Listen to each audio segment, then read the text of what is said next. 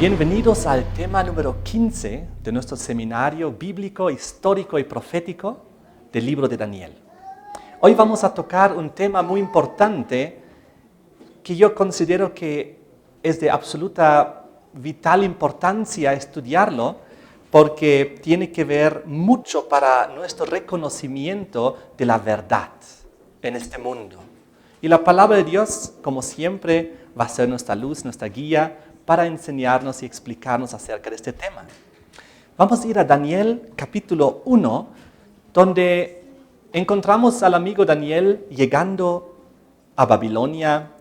Y cuando él llegó ahí, en el versículo 5, recuerden que él se encontró con la primera gran prueba, que era de la alimentación. Pero hoy no quiero hablar de la alimentación, sino de lo que está aquí al ladito, de la alimentación. Daniel 1, versículo 5, les señaló el rey ración para cada día de la provisión de la comida del rey y del vino que él bebía. Entonces, ellos tenían que comer cierta comida y tomar el vino de Babilonia. Desde un mismo inicio, cuando llegaron a Babilonia, tuvieron que enfrentarse con este problema, con esta prueba del vino babilónico. Y recordamos la historia que en el versículo 8, Daniel propuso en su corazón no contaminarse con la porción de la comida del rey ni con el vino que él bebía.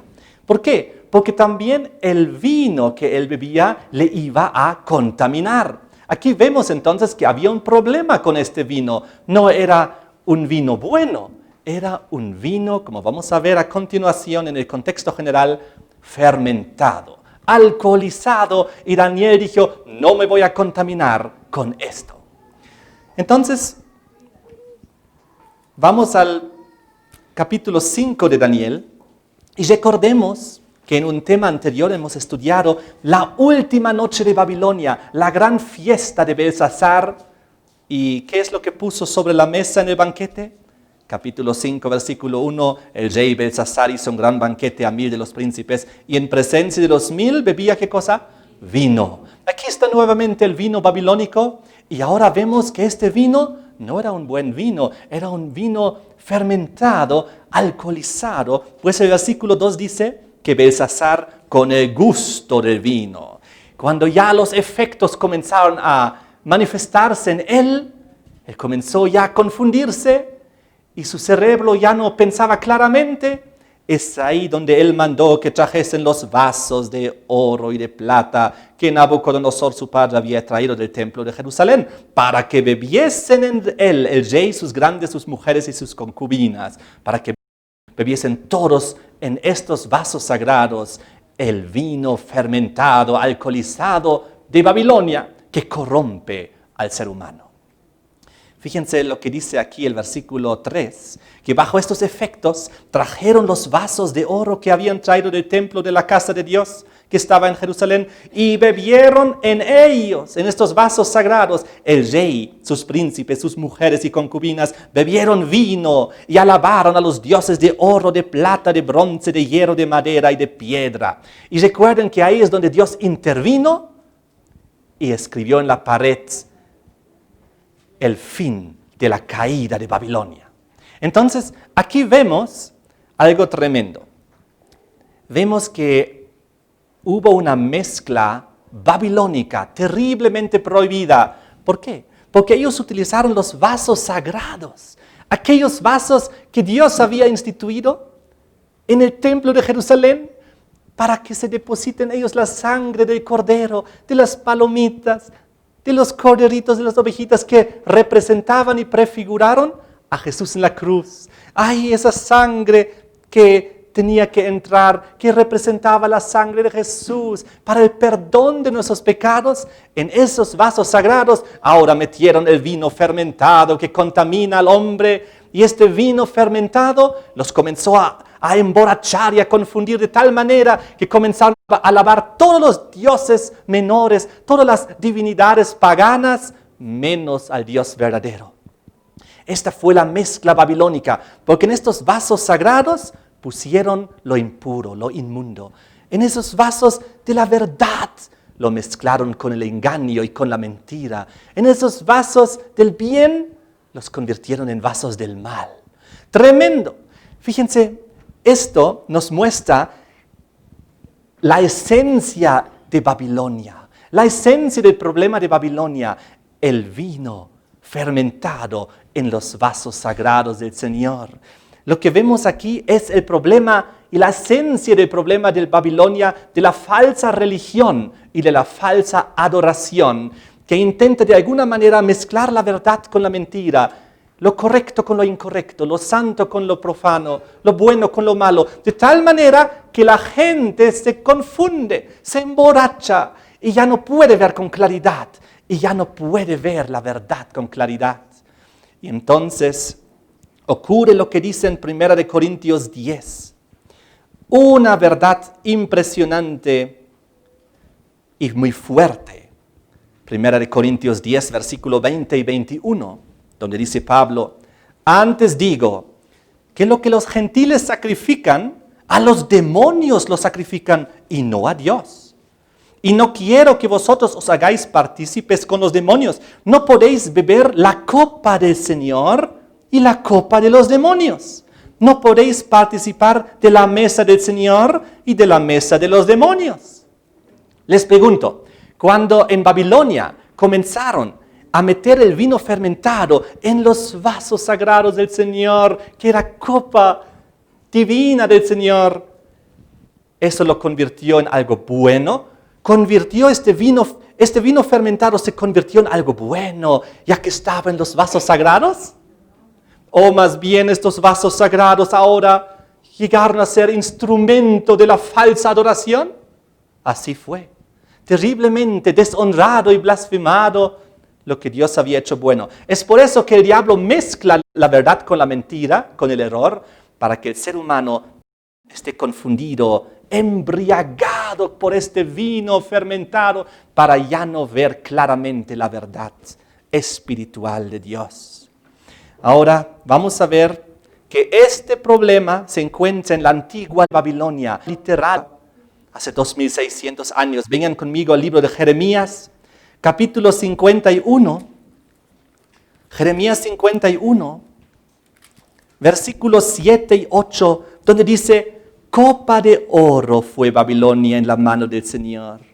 Era una copa de oro, Babilonia, porque en una cierta época, Babilonia, recuerden, sirvió a los propósitos de Dios. Porque Dios entregó a Israel en las manos de Babilonia, recuerden, y Nabucodonosor, rey de Babilonia, se convirtió, llegando a ser siervo de Dios. En cierto tiempo, copa de oro fue Babilonia en las manos del Señor. Pero ahora fíjense lo que pasó. Que ellos, Babilonia, se apoderó de la copa de oro de Dios y embriagó a toda la tierra con ello. De su vino bebieron los pueblos, se aturdieron por tanto las naciones y entonces en un momento cayó Babilonia. Clarito está.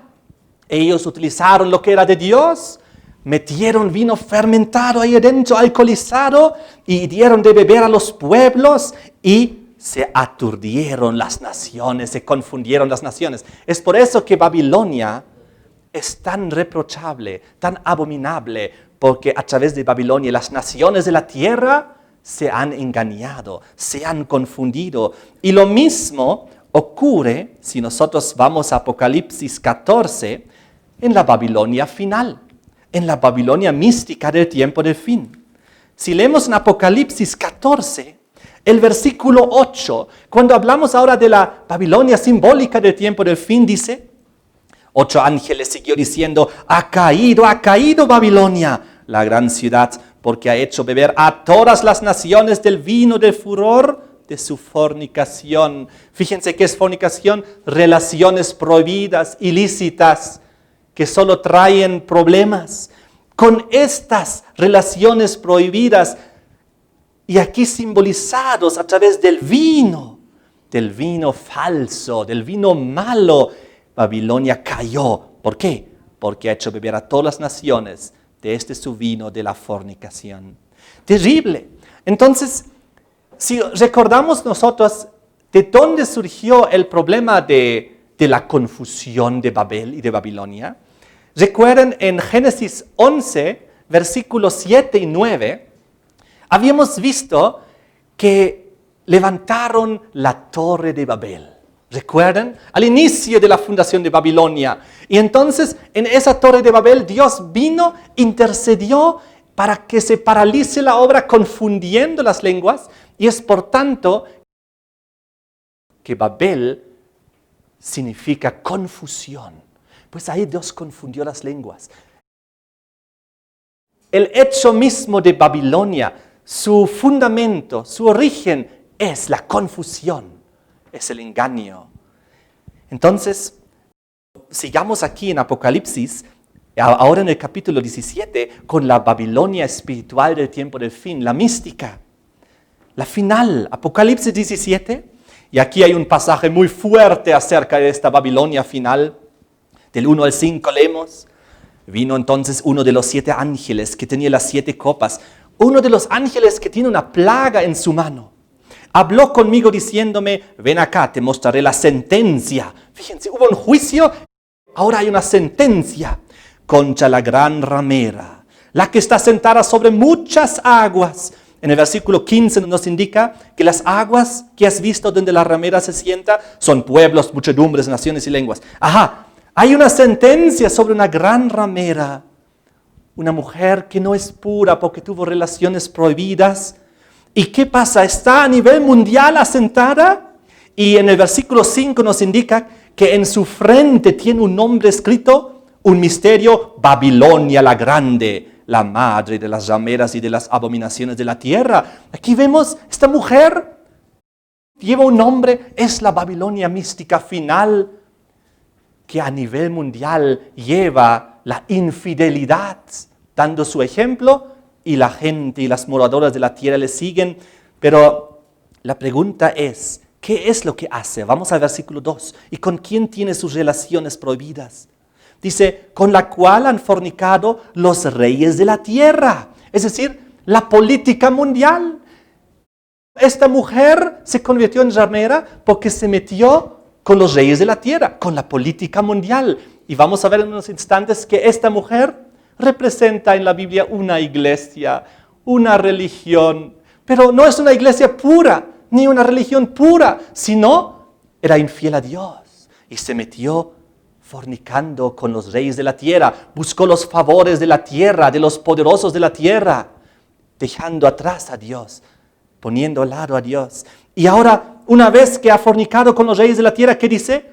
Y los moradores de la tierra se han embriagado con el vino de su fornicación. Aquí nuevamente, todo el mundo a consecuencia de que la iglesia, la religión, se alejó del Dios verdadero y se metió con la política del mundo, la consecuencia es que los moradores de la tierra se han emborrachado, embriagado con el vino de su fornicación, con el vino fermentado, alcoholizado, que los confunde a todos.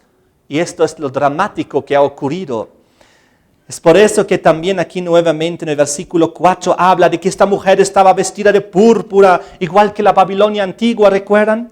Y de escarlata, adornada de oro. Recuerden que la Babilonia antigua era la cabeza de oro, copa de oro en las manos del Señor.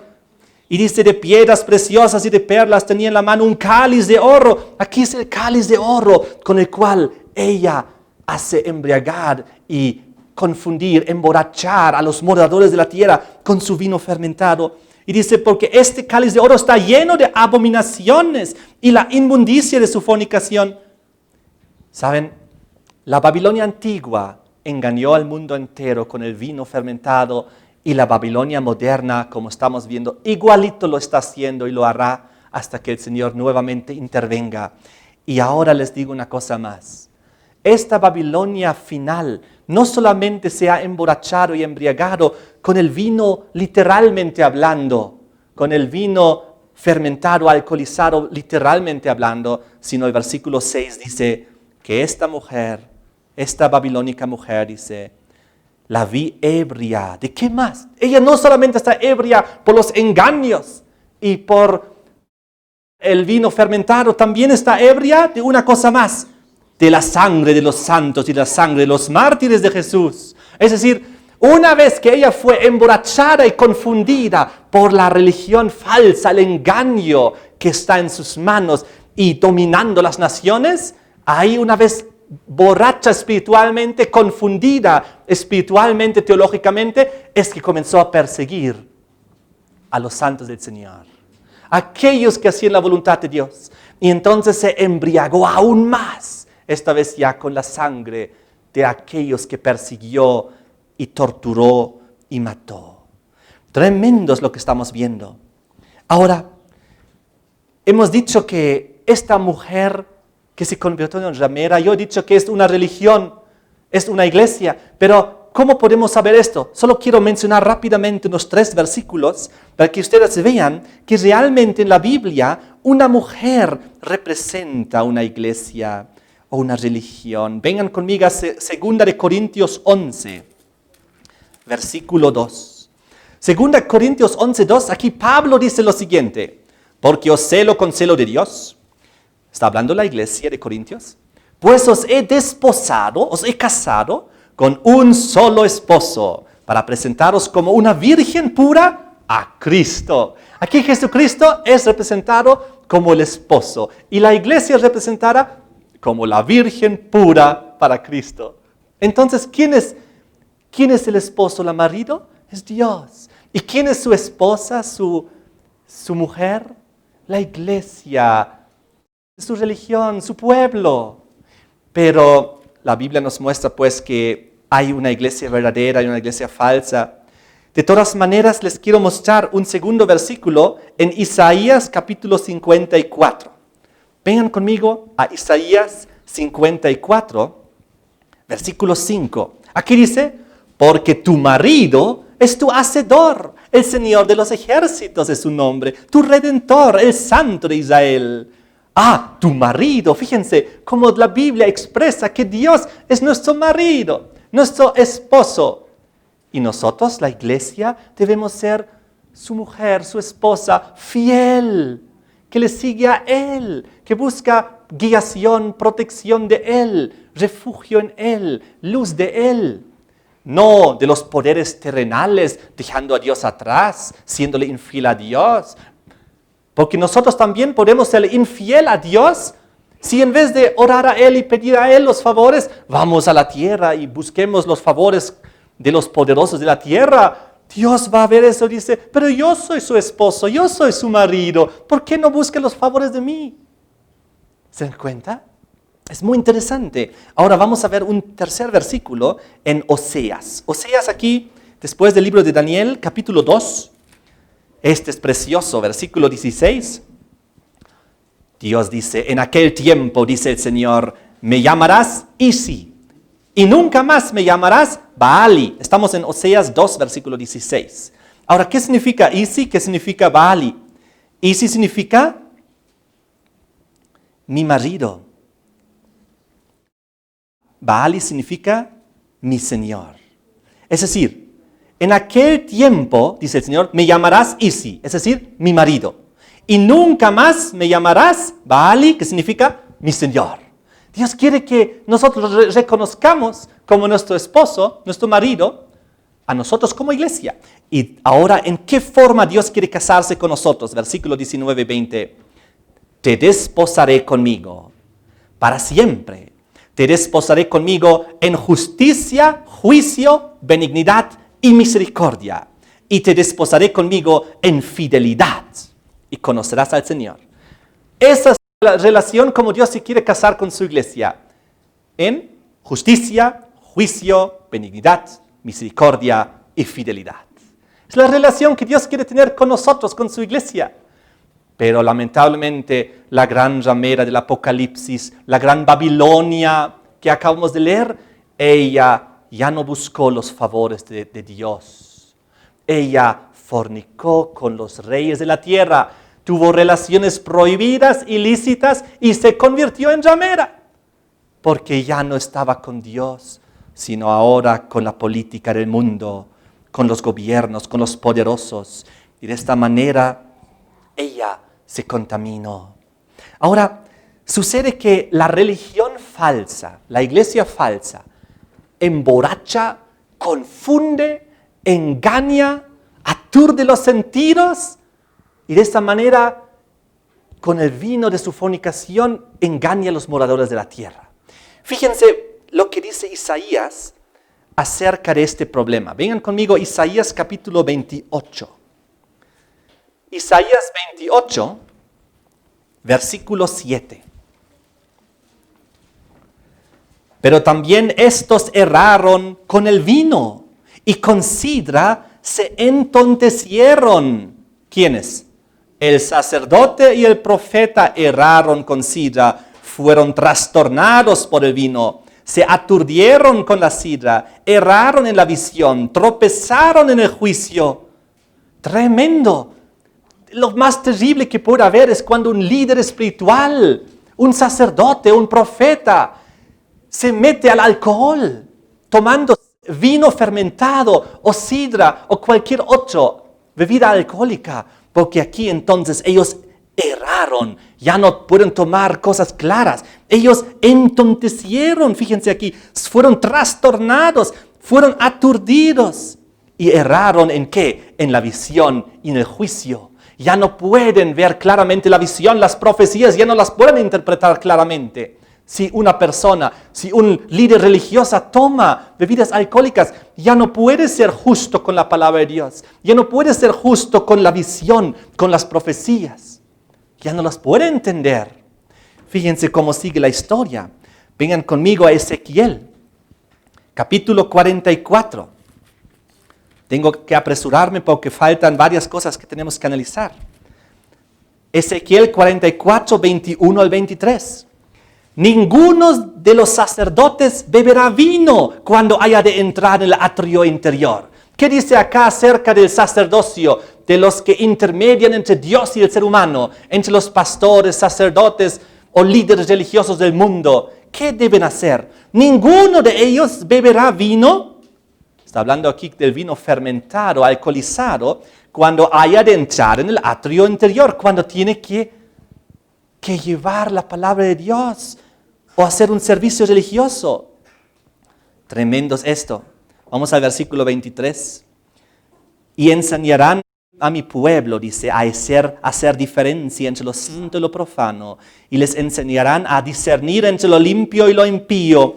Pero ¿cómo el ser humano podrá discernir entre lo limpio y lo impío? ¿Cómo podrá saber la diferencia entre lo santo y lo profano si él mismo está aturdido sus sentidos, si está emborrachado, si está embriagado, si está confundido? Imposible. No va a poder hacer justicia, no va a poder claramente transmitir la palabra de Dios, las visiones ni las profecías. Vamos al libro de Levítico y vemos aquí algo muy interesante, porque aquí nos confirma lo que estamos viendo en el libro de Levítico, capítulo 10, habla de los sacerdotes que tuvieron que entrar en el templo de Dios. Aquí está hablando de Aarón, para intermediar entre Dios y el pueblo. Levítico 10, versículo 8 al 11. Desde el versículo 8 dice, y el Señor habló a Aarón diciendo, tú y tus hijos contigo, no beberéis vino ni sidra cuando entréis en el tabernáculo de reunión, para que no muráis. Estatuto perpetuo será para vuestras generaciones. ¿Y por qué? ¿Cuál es la razón? Para poder discernir entre lo santo y lo profano, entre lo inmundo y lo limpio, y para enseñar a los hijos de Israel los estatutos del Señor. Qué interesante. Un líder religioso que entra en el templo de Dios, en una iglesia, no debe estar con alcohol, ni con vino, ni con sidra, ni nada fermentado. Pues es tan serio inclusive aquí, que la Biblia dice, para que no muráis. Si Aarón o cualquier otro sacerdote hubiesen entrado en el templo de Dios, medio emborrachados, medio haber tomado algún vino, alguna sidra antes, y así de esa manera sus sentidos atontecidos, querer hacer alguna cosa divina, se hubiesen muerto. Tan seria es la cosa.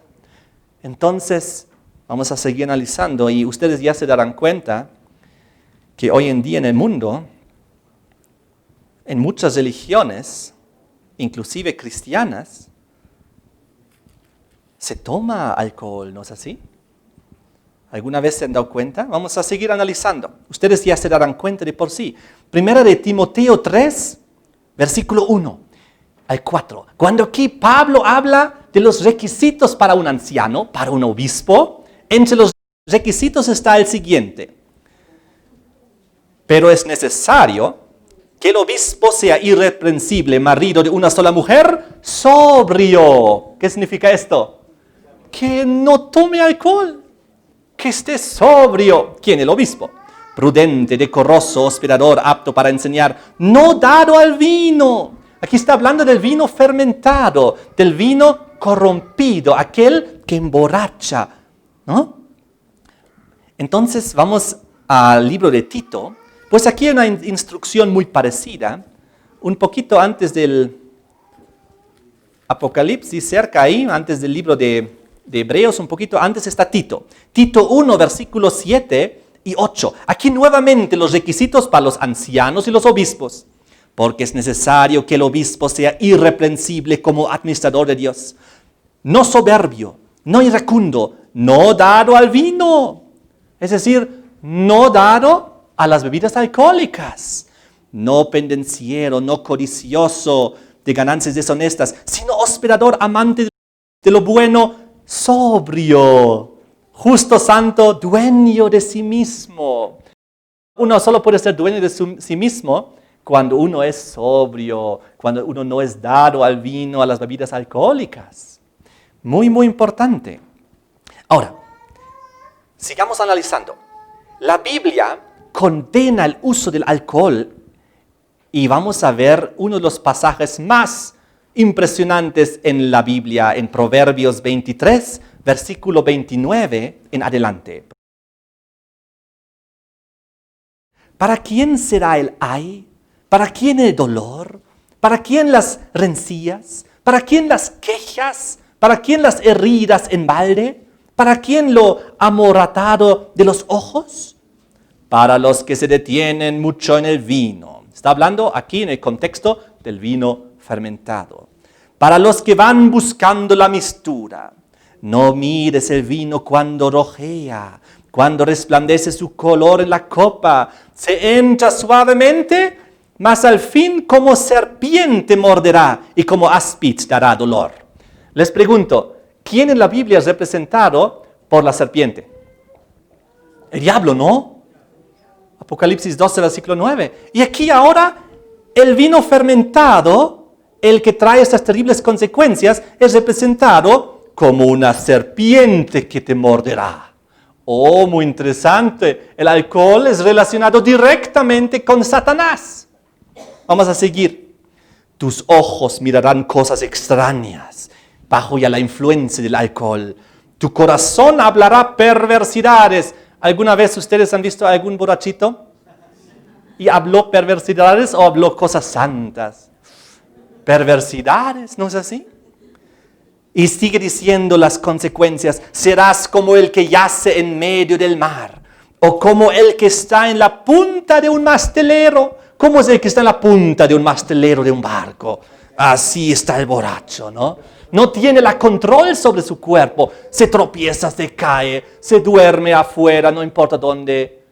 Y fíjense, y sigue ahora la reacción. Y dirás, me hirieron, mas no me dolió. Me azotaron, mas no lo sentí. Porque los borrachos se sienten muy fuertes, ¿no? Yo una vez vi una pelea entre unos borrachos, estaban ahí los dos, uno le dio golpe a la cara, el otro le devolvió el golpe a la cara, y uno tras otro, y ninguno gritó nada, es como si no sintieran ningún dolor. El dolor lo sienten al día siguiente, cuando ya duele todo. Y ahora dice el versículo final, 35, cuando despertare, aún lo volveré a buscar.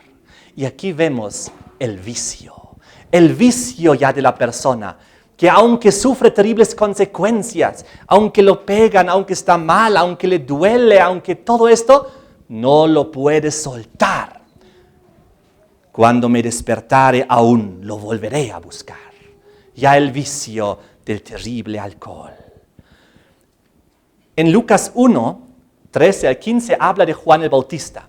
Y dice, en su nacimiento no tomará vino ni sidra, nada de las cosas alcohólicas. ¿Por qué? Porque será un hombre de Dios que preparará el camino del Señor Jesús. Y de la misma manera hay otros pasajes bíblicos que hablan de otros hijos de Dios y siempre mencionan lo mismo. Desde su nacimiento no beberá bebidas alcohólicas. Y obviamente esto no se aplica solo a ellos, se aplica a todos nosotros. Efesios 5, versículo 18. Vengan conmigo. Efesios 5, versículo 18. Dice la palabra del Señor.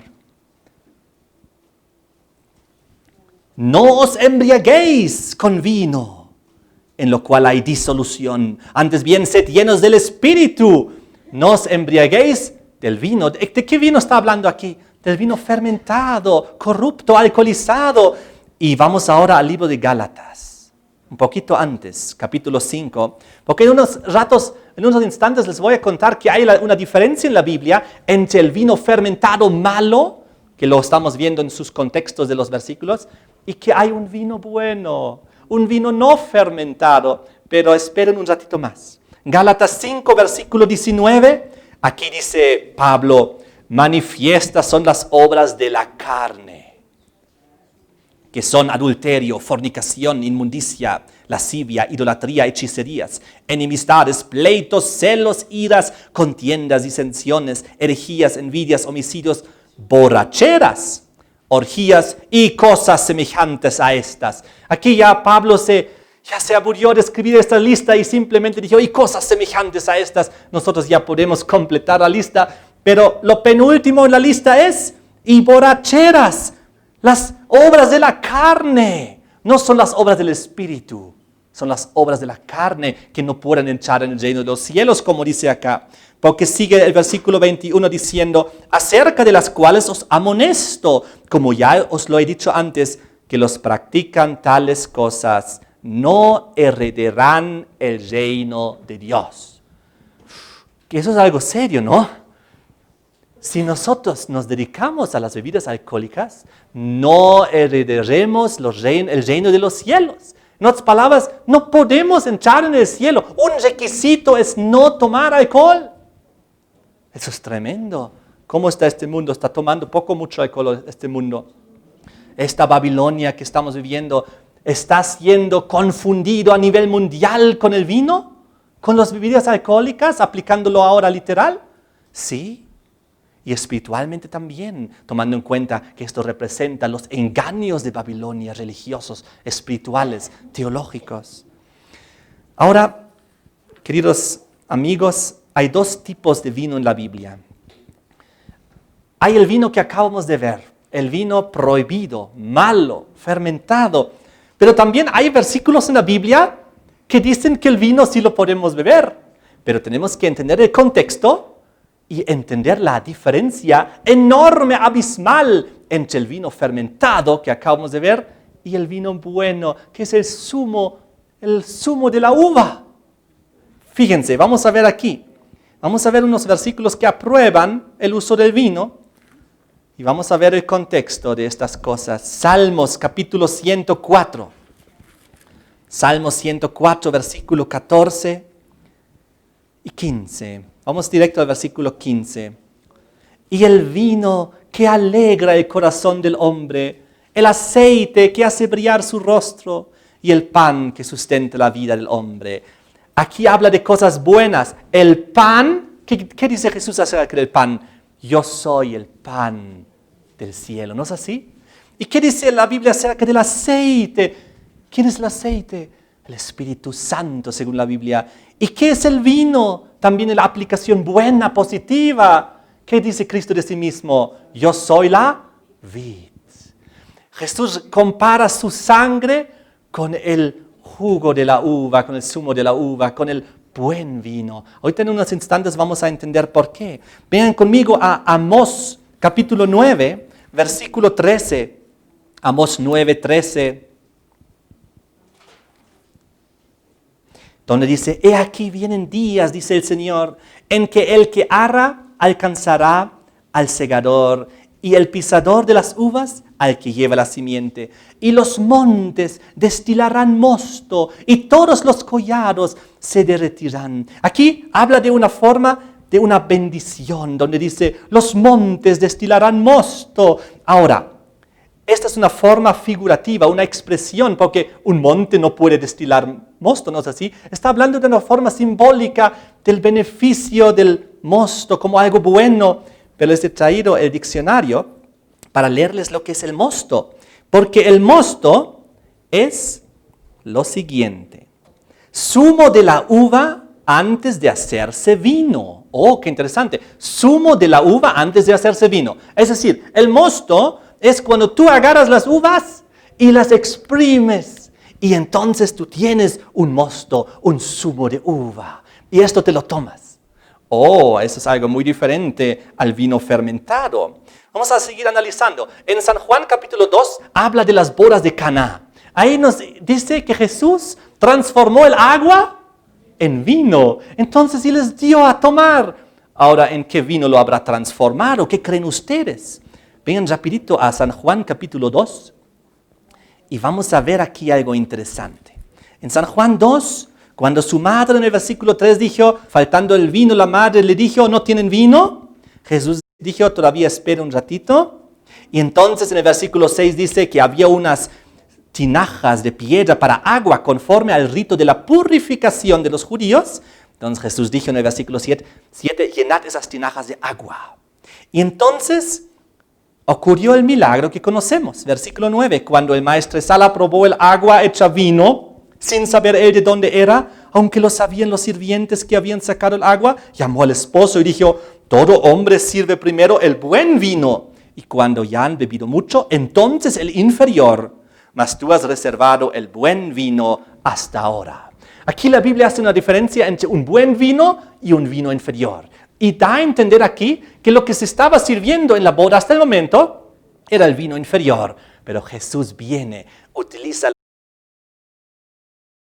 esas tinajas para la purificación de los judíos, mete agua, que es para purificación, lo transforma en vino, pero no en el inferior, como acabamos de leer, sino en el vino bueno. ¿Cuál será el vino bueno y cuál será el vino inferior? El inferior significa que ya ha pasado por un estado y se transformó de bueno en inferior, porque es imposible que un vino malo, un inferior, se convierta en un vino bueno. Entonces, Jesús lo que les dio era el mosto, era el zumo de la uva bueno. Eso es lo que Cristo trajo.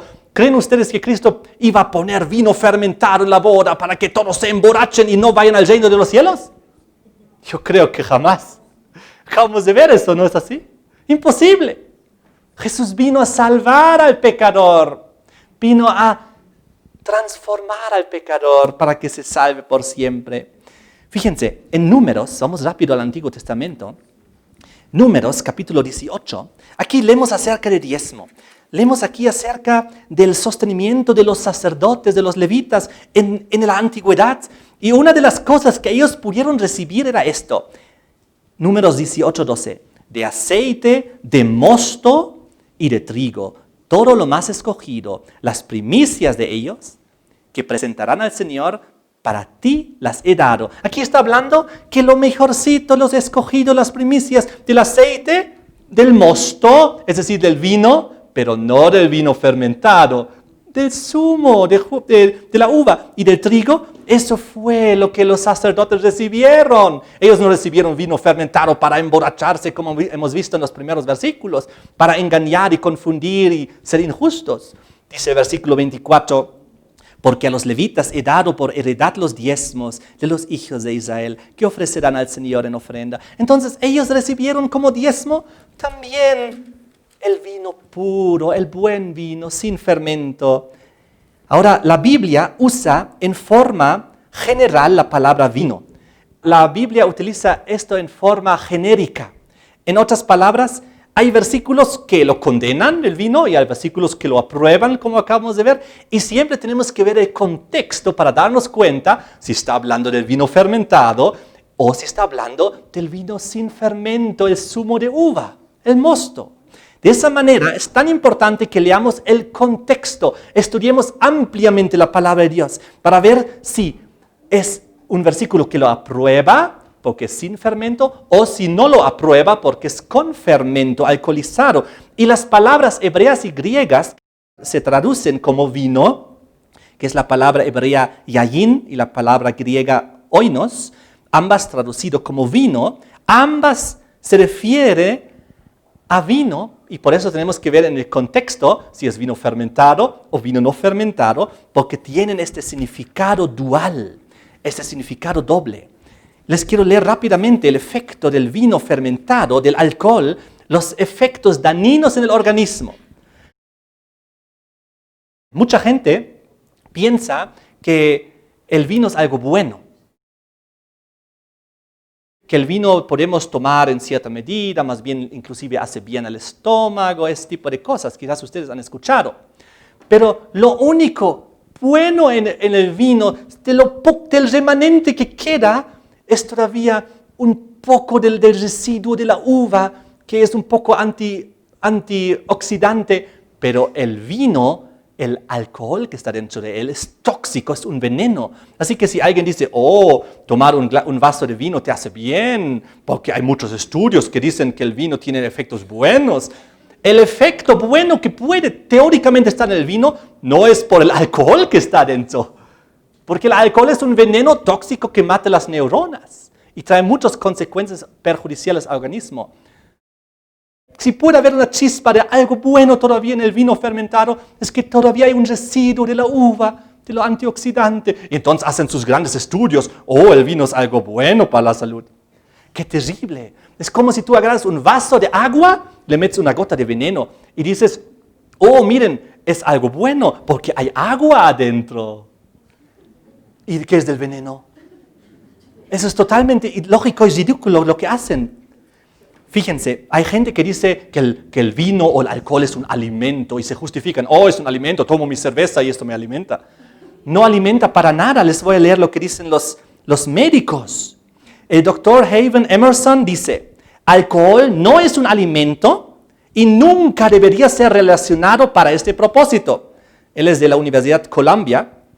Ahora, el doctor Hewitt Donald, él escribe en su libro, todo lo que ustedes quieren saber acerca del alcoholismo, pero estaban demasiado borrachos para preguntar, así se titula su libro, en la página 64, en Ministries Distributed Services, dice, alcohol solo provee calorías y causa intoxicación cuando se lo toma, como se toma comida ordinaria. Así que el alcohol no es un alimento y no es un buen nutriente.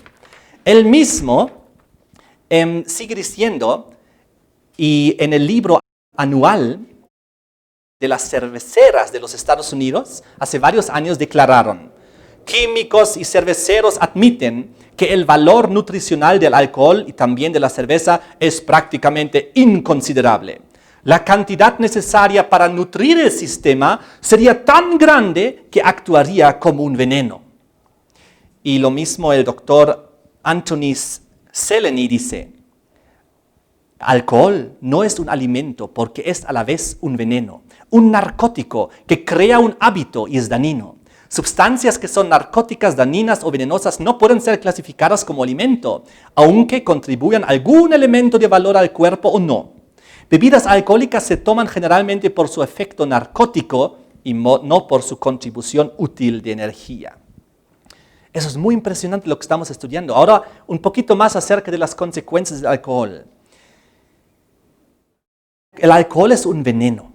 Lejos de nutrir al cuerpo, el alcohol vacía el cuerpo de vitaminas. Lleva a deficiencias severas en vitaminas de complejo B. Vacía el cuerpo de zinc y magnesio. Destruye el apetito. Empeora toda deficiencia nutricional. Y trae muchos problemas de salud, como enfermedades relacionadas físicas y mentales, de desorden del hígado, enfermedades del corazón, hipertensión, etc.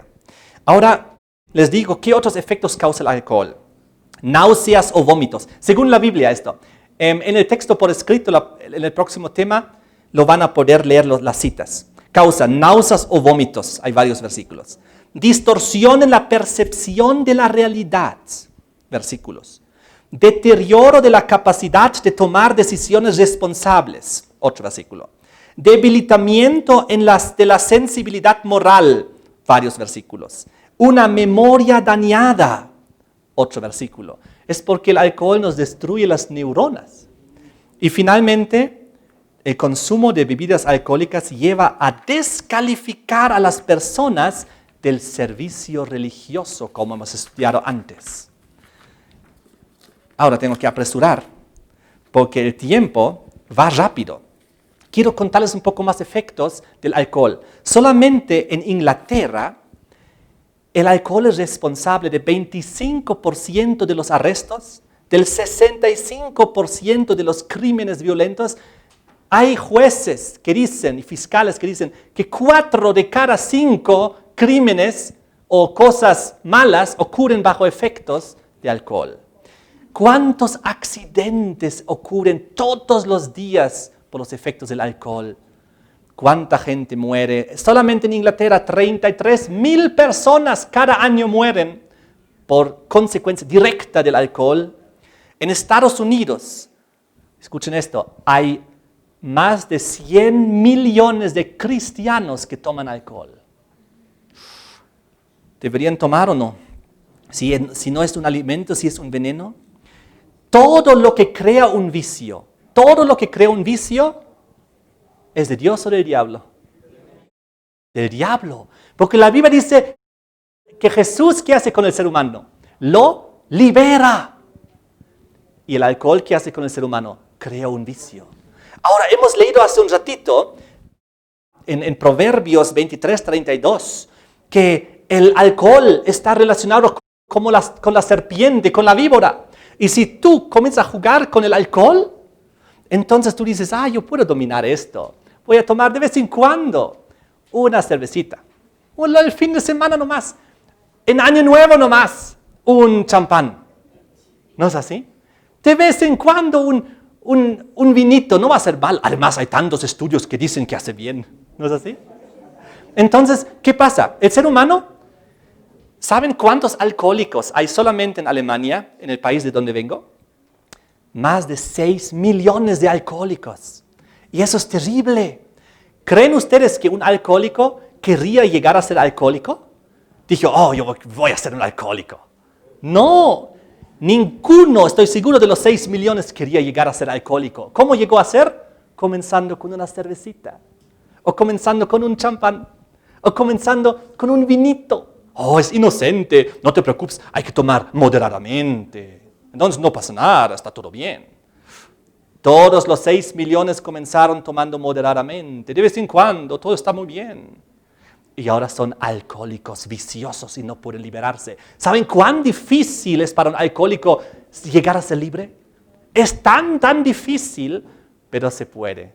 Yo conozco personalmente personas, o pocas personas, pero conozco personas que se han liberado al 100%. Es posible, pero es tan difícil porque esta víbora, esta serpiente va creciendo. Y mientras que va creciendo, uno la sigue dominando. La puedo dominar todavía la víbora, pero sigue creciendo. La puedo dominar todavía. Pero algún rato la víbora se te va a través de tu cuello, te agarra y ya no puedes soltarte. Y ahí necesitas la intervención de Dios. Así es. Pero Dios es poderoso para librarte. Y librarte de la víbora, de la serpiente, del vicio diabólico del alcohol. Terrible es esto. ¿Saben? Solamente en Alemania hay una clínica dedicada específicamente a alcohólicos sacerdotes. ¿Pueden creer esto? Que ya no pueden con este vicio. Hay muchas clínicas de desintoxicación, pero inclusive hay dedicadas específicamente a líderes religiosos, porque no hicieron caso a la palabra de Dios. Terrible. Nadie quiso ser alcohólico. El vino, y ahora les quiero dar la otra cara de la moneda. El vino bueno es saludable. Es sumamente saludable. Es un remedio impresionante. El jugo, el zumo de la vid, de las uvas, cuando tú las exprimes frescamente y te las tomas. es lo mejor que puede haber.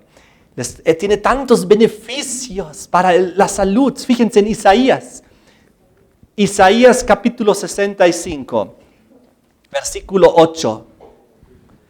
Así ha dicho el Señor, como si alguno hallase mosto en un racimo y dijese, no lo desperdicies porque bendición hay en él. ¿En qué hay bendición? En el mosto de un racimo. No lo desperdicie, hay bendición en él. En el vino no fermentado. Por eso dijo Salmo 104:15 que alegra el corazón. ¿Por qué? Físicamente te alegra el corazón porque te mejora la presión sanguínea, te purifica la sangre. Vamos a ver algunos beneficios del vino bueno, el que Jesús hizo en la boda de Caná. ¿Cuáles son los efectos beneficiales del vino no fermentado, del zumo de uva? En su estado natural es una bebida placentera, beneficiosa, de mucha bendición, porque es nutriente y sí, un alimento importante. Tiene una gran gama de vitaminas A, B1, B2, vitamina C. Tiene varios minerales, calcio, cloro, cobre, hierro, magnesio, manganeso, fósforo, potasio, silicio, azufre. Es una fuente muy rica en azúcares naturales, proveedor de energía. Es uno de los remedios naturales más finos para purificar la sangre, para estimular el hígado, para incrementar la actividad purificadora del sistema, para aumentar la circulación sanguínea, previene la coagulación de la sangre, alegra realmente el corazón, ¿no es así? El buen vino, el sin fermento. El vino, las semillas de las uvas, se utilizan para tratar la indigestión, para eliminar el ácido úrico, para mejorar el flujo urinario. El extracto de las semillas de las uvas es valuable para el sistema de defensa inmunológico. Mata algunas formas de bacteria y desactiva algunos virus, incluyendo el herpes. Las semillas de la uva promueven el crecimiento, la reparación del tejido conectivo. ¿Qué más hace la uva? Tiene múltiples beneficios para el sistema cardiovascular, para tratamientos, para pequeños trastornos como venas varicosas o inclusive arteriosclerosis. Para todas esas cosas es beneficioso la uva, las semillas de la uva. ¿Y para qué son buenas? Las pieles de las uvas, lo que lo envuelve. Las pieles de las uvas están repletas de beta-carotenos. Y eso es algo impresionante porque son sustancias que previenen muchos trastornos en nuestras células. La mayoría de las células sanas de la piel puede prevenir del cáncer. Las uvas están siendo utilizadas como poderosísimos antioxidantes para tratar cáncer de piel, para desintoxicar y purificar el organismo, inclusive para el tratamiento de muchos problemas de los ojos. ¿Cuántos de ustedes quieren tomar vino? Yo quiero tomar vino. ¿Pero cuál vino quieren tomar? El vino bueno, el mosto, el zumo de la uva, no el fermentado, no el malo. Toda la bendición se destruye a través de la fermentación. No queda nada de bendición, ahora se convierte en un vicio diabólico que destruye, que mata, que deshonra. ¿Saben? Les quiero terminar. Hay varias cosas más que quiero decir, pero vamos a tener que hacerlo en un anexo. Les quiero decir que en la Biblia, la sangre de Jesucristo es representado como el vino de la uva, puro, sin fermento. Lo que Jesús hizo, ¿se acuerdan en la Santa Cena? En la Santa Cena Jesús partió el pan y también compartió el vino, ¿recuerdan? Pero, ¿qué era eso? Era el fruto de la vid. El pan era el pan sin levadura, porque en esa fiesta de la Pascua, vean conmigo a Éxodo capítulo 13, Éxodo 13, versículo 7, por los 7 días se comerán los panes sin levadura, y no se verá contigo nada leudado, ni levadura en todo tu territorio, porque la levadura, lo que hace fermentar, era sinónimo, símbolo de la contaminación, de la corrupción, del pecado. Entonces, en la Pascua no se utilizó esto. Y cuando Jesús en Mateo 16, versículo 6, se dedica a la Santa Cena, Mateo 16, versículo 6, Él habla de la levadura de los fariseos y de los saduceos, que era un símbolo de la corrupción humana. Y es por eso que en la Santa Cena, Mateo 26, esos panes que representaban su cuerpo eran sin levadura, sin nada que los haga fermentar. Y lo mismo se aplica al vino, que representaba su sangre. No tenía nada de fermento, nada que lo podía corromper. Era algo puro, porque representaba el pan sin levadura, su cuerpo. Y el vino no fermentado, obviamente, el jugo de la vid, representaba su sangre sin corrupción, sin mancha. Mateo 26, versículo 17. El primer día de la fiesta de los panes sin levadura, ahí Jesús los reunió para la Santa Cena. Versículo 18, al final dice, en tu casa celebraré la Pascua con mis discípulos. Versículo 26 dice, mientras comían, tomó Jesús el pan y bendijo, lo partió y dio a sus discípulos. Dijo, tomad, comed, este es mi cuerpo. Sin fermento, sin pecado, sin contaminación, sin corrupción, sin nada. Y tomando la copa, 27, y habiendo dado gracias, les dijo, bebed de ella todos, porque esta es mi sangre del nuevo pacto, que por muchos es derramada para remisión de los pecados. Y os digo que desde ahora no beberé más de este fruto de la vid, hasta aquel día en que lo beba nuevamente con vosotros en el reino de mi Padre. ¿Seguiremos en el cielo tomando vino? Sí, pero el jugo de la vid, el recién exprimido, el mosto, el bueno, el sin fermento, el que representa la sangre de Cristo. Aquí dice, no lo beberé más, este fruto de la vid, hasta el día en que lo beba nuevamente con vosotros en el reino de mi Padre. Y recuerden ustedes en 1 Corintios 6, versículo 10 al 11, donde decía, los borrachos no heredarán el reino de los cielos. Hay dos vinos, uno fermentado y no podrás ir al cielo, otro sin fermento, representando la sangre de Cristo lleno de nutrientes que te sana, con el cual sí, si tú aceptas a Cristo, podrás ir al reino de los cielos. Así quiero terminar leyéndoles en Hebreos 9, versículo 11 al 14, lo siguiente. Hebreos 9,